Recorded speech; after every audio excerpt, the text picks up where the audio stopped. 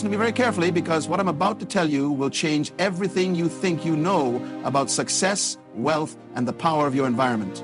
5 years ago, I was broke. Not just financially broke, but spiritually, mentally, and emotionally bankrupt. I was living in a cluttered apartment, surrounded by things that were literally stealing my future. I didn't even know it. Today, I'm sitting here as a multi-millionaire, and it all started with removing 5 simple things from my living space. Not adding things, not buying things, not collecting things, removing them. You see, most people think success comes from accumulation. They think wealth comes from gathering more stuff, more possessions, more things around them. They couldn't be more wrong.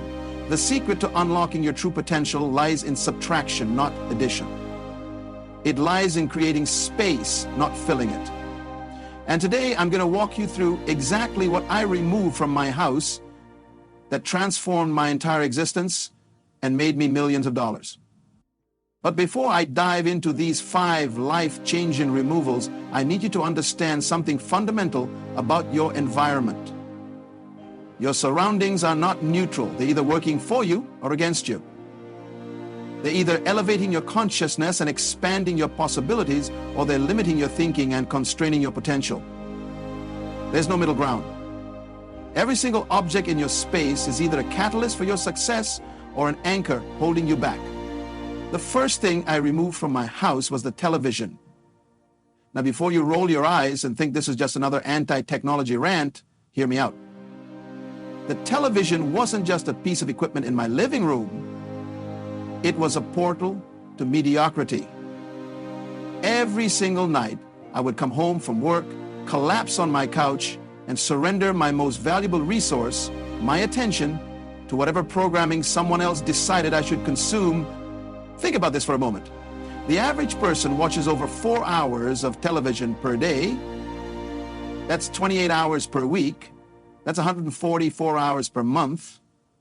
That's over 1,700 hours per year. Do you realize what 1,700 hours of focused attention could create in your life? Do you understand the empire you could build with that time? The skills you could develop? The relationships you could nurture? The business you could launch? But it's not just about the time. It's about what television does to your mind. It programs you to be a consumer, not a creator. It trains you to receive information passively instead of seeking it actively. It fills your subconscious with other people's dreams, other people's stories, other people's realities, leaving no room for your own vision to emerge. When I removed that television from my living room, something magical happened. Silence filled the space. At first, it was uncomfortable. I didn't know what to do with myself. But gradually, that silence became my greatest teacher. In that quiet space, I started hearing my own thoughts again. I started remembering dreams I had forgotten. I started imagining possibilities I had never considered. Without the constant noise and distraction of television, my mind became clear. I started reading again.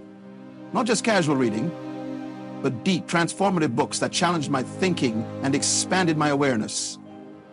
I started writing down my ideas instead of letting them slip away into the entertainment void. I started having conversations with myself about what I really wanted to create in my life. That television removal was the first domino in a chain reaction that would completely transform my existence. Because when you remove one source of distraction, you suddenly become aware of all the other things that are stealing your focus and diluting your power. The second thing I removed was even more radical, and it's something that most people would find absolutely terrifying to eliminate from their lives. I removed my bed from the bedroom. Now, I know what you're thinking. This sounds crazy, maybe even unhealthy, but let me explain the profound psychology behind this decision and how it revolutionized my relationship with sleep, rest, and productivity. Most people use their bedroom as an escape pod. It becomes this sanctuary where they retreat from life, from challenges, from growth. The bed becomes a symbol of comfort, and comfort becomes the enemy of achievement. When your bedroom is too comfortable, too inviting, too easy to retreat to, it becomes incredibly difficult to push through those moments when life gets challenging. I replaced my traditional bed with a simple floor mat and a thin cushion. Suddenly, sleep became intentional rather than indulgent. I could no longer collapse into comfort whenever things got difficult. I could no longer use my bed as a hiding place from the work I needed to do. This simple change forced me to confront discomfort head-on, and in doing so, I developed an incredible tolerance for the temporary pain that all success requires. But here's the deeper transformation that happened. When comfort was no longer my default option, I started seeking challenge instead. When hiding in my bedroom was no longer appealing, I started facing my problems directly. When sleeping became less attractive, I started finding energy and inspiration in the work itself. This might sound extreme, but I want you to think about the most successful people you know or have studied. How many of them are known for their comfort-seeking behaviors? How many of them built their empires by retreating into cozy spaces? Success demands a certain level of controlled discomfort, a willingness to do what others won't do, to push beyond what feels natural and easy. By removing the traditional bed from my bedroom, I wasn't just changing where I slept, I was rewiring my entire relationship with comfort and challenge. I was training my nervous system to find satisfaction in growth rather than in retreat.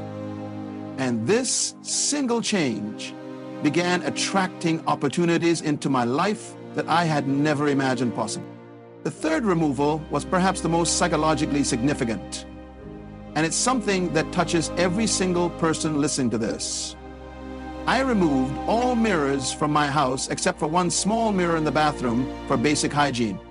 This might sound strange, even vain or impractical, but the impact this had on my self-concept and my focus was absolutely revolutionary. The mirrors do something insidious to our consciousness. They keep us trapped in self-obsession and external validation.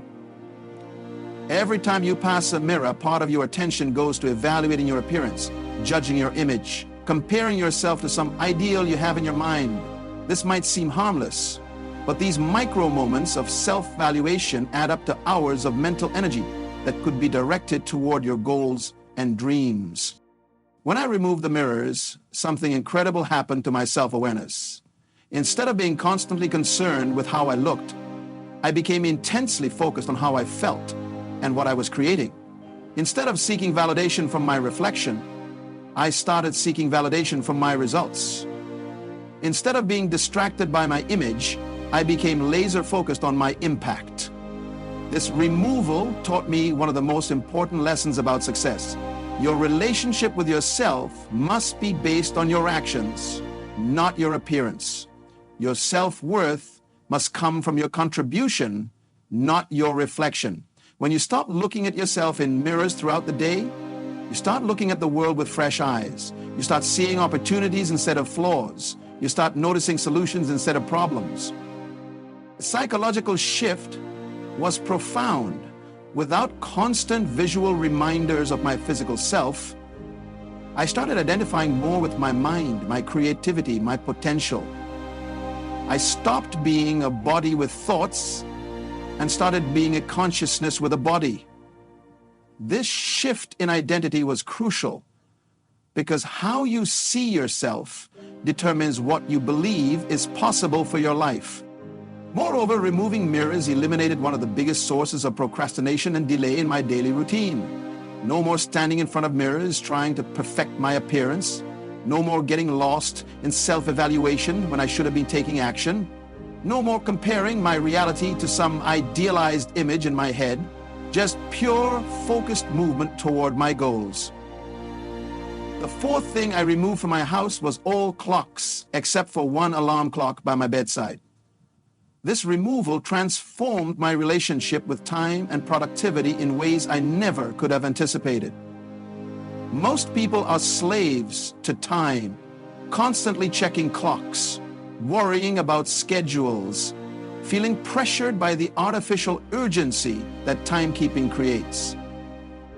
When you remove clocks from your environment, you start operating on natural rhythms instead of artificial pressures. You start working based on energy and inspiration rather than arbitrary time blocks. You start eating when you're hungry instead of when the clock says it's mealtime. You start resting when you're tired instead of when society says you should sleep. This doesn't mean I became irresponsible with commitments or deadlines. Instead, I became more intentional about how I structured my day. Without constant time pressure, I could focus completely on whatever task was in front of me. I could dive deep into projects without the anxiety of time passing. I could enter flow states that were previously impossible when I was constantly monitoring the clock. The removal of clocks also eliminated one of the biggest sources of stress in modern life, the feeling that there's never enough time. When you're not constantly reminded of time passing, you start feeling abundant instead of scarce. You start approaching your work with patience instead of panic. You start making decisions based on quality instead of speed. This single change improved my creativity exponentially. Some of my best ideas came during long, uninterrupted periods where I had no awareness of time passing. Some of my most profitable projects were born during sessions where I was completely immersed in the work without any temporal distractions. But perhaps most importantly, removing clocks taught me to value presence over productivity. Instead of constantly thinking about what I needed to do next, I started fully engaging with what I was doing now. This presence enhanced everything: my relationships, my work quality, my decision-making, my overall satisfaction with life. The fifth and final removal was the most counterintuitive of all, and it's something that challenges everything our consumer culture teaches us about success and happiness. I removed all decorative objects from my house, all artwork, all ornaments, all decorative furniture, all aesthetic items that serve no functional purpose. I turned my living space into what some might call sterile, but what I discovered was actually a sanctuary of pure potential. Decorative objects are visual noise. They compete for your attention even when you're not consciously looking at them. Your subconscious mind is constantly processing all the visual information in your environment, and every unnecessary object is using up mental bandwidth that could be directed toward your goals and dreams. When I stripped away all the decorative elements from my house, the mental clarity was immediate and profound. My thoughts became sharper. My focus became laser-like. My creativity exploded. Without visual distractions competing for my attention, my mind could fully engage with whatever I was working on. But the deeper transformation was philosophical. Removing decorative objects forced me to find beauty and satisfaction in function rather than form. I started appreciating the elegance of simplicity, the power of emptiness, the potential that exists in uncluttered space. I learned to derive pleasure from the work itself rather than from the things that surrounded the work. This removal also eliminated the psychological burden of maintenance and care that comes with possessions. No more dusting decorative items. No more ranging and rearranging objects. No more worrying about things getting damaged or stolen. All that mental energy was freed up for productive, creative, wealth-generating activities. The empty walls and clean surfaces became canvases for my imagination. Instead of looking at static artwork, I started visualizing dynamic possibilities. Instead of being surrounded by other people's creative expressions, I started expressing my own creativity through my work and my projects. Now you might be wondering, how did these 5 removals actually make me millions of dollars? The connection isn't immediately obvious, but it's absolutely profound. Each of these removals created space, physical space, mental space, emotional space, spiritual space, and in that space, possibilities began to emerge that had been previously hidden by clutter, distraction, and unnecessary complexity. Without television consuming my evenings, I started a side business that eventually became my primary source of income. The 28 hours per week I reclaimed became the foundation of my financial empire. I used that time to learn new skills, develop products, build relationships, and create value in the marketplace. Without a comfortable bed to retreat to, I developed an incredible work ethic and persistence. When challenges arose in my business, I couldn't just escape to comfort. I had to face problems head-on and find solutions. This resilience became one of my greatest assets as an entrepreneur. Without mirrors constantly pulling my attention to my appearance, I became completely focused on my performance. Every ounce of energy went toward creating results instead of managing my image. This laser focus accelerated my progress exponentially. Without clocks creating artificial urgency, I could work in deep productive states for extended periods. The quality of my work improved dramatically, which directly translated into higher value in the marketplace.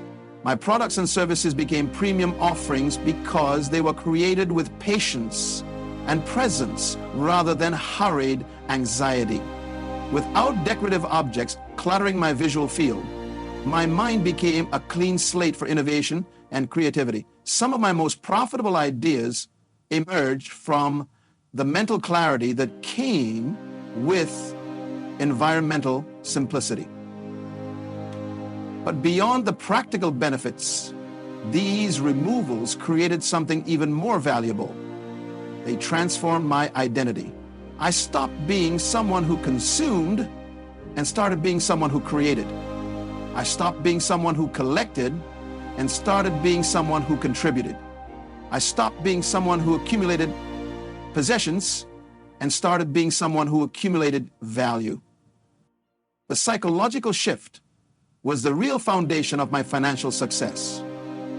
When your environment supports growth rather than comfort, when your space encourages creation rather than consumption, when your surroundings promote focus rather than distraction, success becomes inevitable. These 5 removals taught me that wealth isn't about having more things, it's about needing fewer things. True abundance comes from internal richness rather than external accumulation.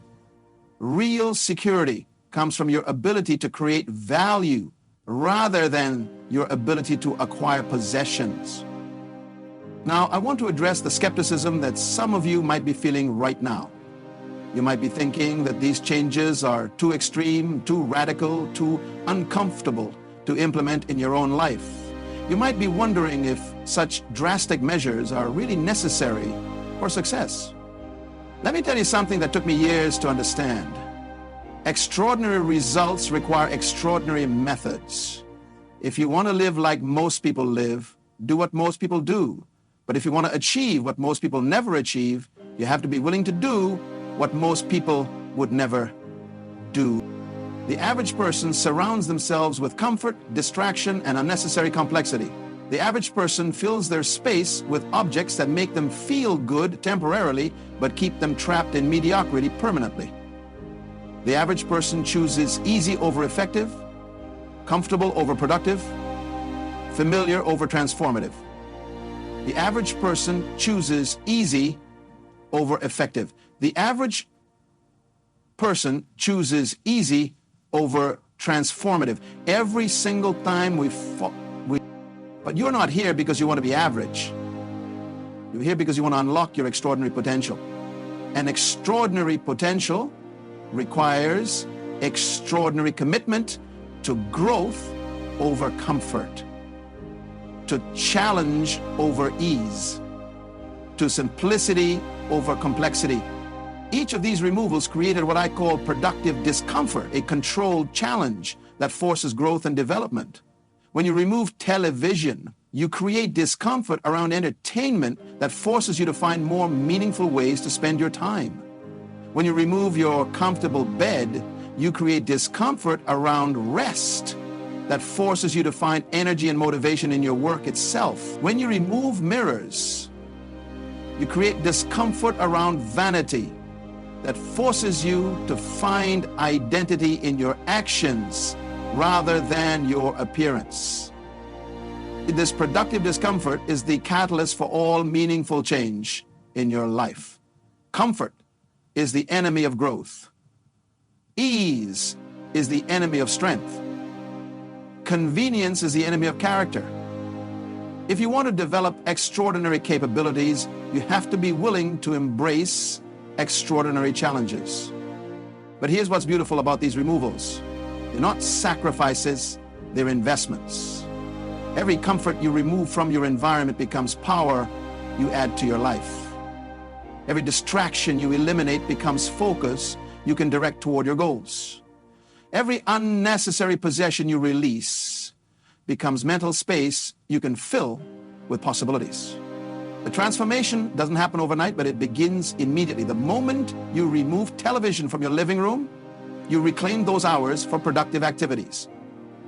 The moment you simplify your sleeping arrangements, you develop a stronger relationship with challenge and discomfort. The moment you eliminate visual distractions, you enhance your mental clarity and creative capacity. And the compound effect of these changes is absolutely staggering. Small environmental modifications create massive behavioral shifts. Minor adjustments in your physical space produce major transformations in your mental state. Simple removals generate sophisticated improvements in your performance and results. I want you to understand something crucial about your current living situation. Right now, your environment is perfectly designed to produce the results you're currently getting in your life. If you want different results, you need a different environment. If you want a different future, you need different surroundings. If you want to become a different person, you need to create a different space. This isn't just theory or philosophy, this is practical science. Environmental psychology has proven that our surroundings directly influence our behavior, our mood, our productivity, our creativity, and our overall performance. Your space is constantly programming your subconscious mind with messages about who you are and what's possible for your life. When your space is cluttered, your thinking becomes cluttered. When your environment is chaotic, your mind becomes chaotic. When your surroundings are filled with distractions, your attention becomes scattered. But when your space is clean, simple, and intentional, your thinking becomes clear, focused, and powerful. The 5 removals I implemented were not random or arbitrary. They were strategically designed to eliminate the most common sources of distraction, comfort seeking, and energy drain in modern life. Television represents passive consumption. Comfortable beds represent avoidance and retreat. Mirrors represent self-obsession and vanity. Clocks represent artificial pressure and anxiety. Decorative objects represent unnecessary complexity and maintenance. By removing these elements, I created an environment that naturally supported the behaviors and mindset necessary for success. Instead of fighting against my surroundings started working for me. Instead of having to overcome my environment started elevating me. This is the secret that most people never discover. Your external environment shapes your internal state more than your internal state shapes your external environment. If you want to change your life, start by changing your space. If you want to transform your results, start by transforming your surrounding. But transformation requires courage. It requires the willingness to let go of familiar comforts and embrace unfamiliar challenges. It requires the strength to choose growth over ease, potential over comfort, future over present convenience. Most people are not willing to make these choices. Most people prefer to stay comfortable rather than become powerful. Most people choose familiar limitation over unfamiliar possibility. And that's exactly why most people never achieve extraordinary results. But you have the opportunity to be different.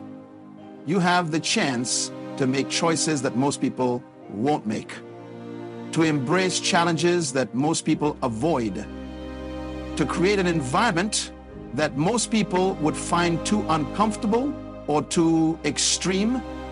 But the question is not whether these methods work. I have proven that they do through my own results and the results of others who have implemented similar approaches. The question is whether you're willing to trust the process enough to implement these changes in your own life. Change is never comfortable, especially in the beginning. Your mind will resist these removals. Your ego will protest the loss of familiar objects and arrangements. Your emotions will rebel against the temporary discomfort that comes with any meaningful transformation, because success is not your enemy, it's your teacher. Resistance is not a signal to stop. It's a signal that you're moving in the right direction. The things that feel most challenging to remove from your environment are often the things that are having the most limiting impact on your potential.